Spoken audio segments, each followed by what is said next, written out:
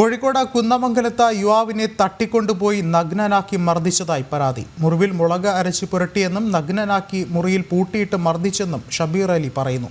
കൊടുവള്ളി പോലീസിൽ പരാതി നൽകിയിട്ടും കേസെടുത്തില്ലെന്നുമാണ് ആരോപണം. കുന്നമംഗലം സ്വദേശി ഷബീർ അലിക്കാണ് അതിക്രൂര മർദ്ദനമേറ്റത്. ജോലി ചെയ്യുന്ന മാർക്കറ്റിംഗ് കമ്പനിയുടെ ഡയറക്ടറും സംഘവുമാണ് മർദ്ദിച്ചതെന്നാണ് ഷബീർ അലിയുടെ പരാതി.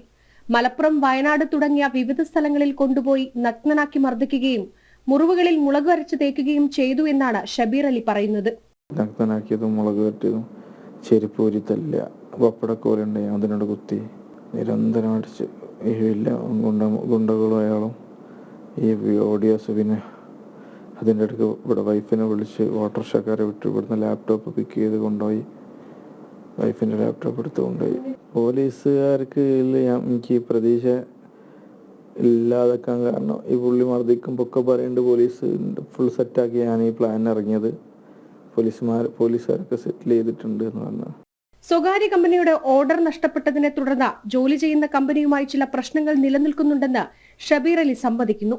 സംഭവത്തിൽ കൊടുവള്ളി പോലീസിൽ പരാതി നൽകിയിട്ടും കേസെടുക്കുന്നില്ലെന്നാണ് കുടുംബത്തിന്റെ ആരോപണം. അതേസമയം പരാതി പരിശോധിച്ചു വരികയാണെന്നാണ് പോലീസ് നൽകുന്ന വിശദീകരണം. ജനം, കോഴിക്കോട്.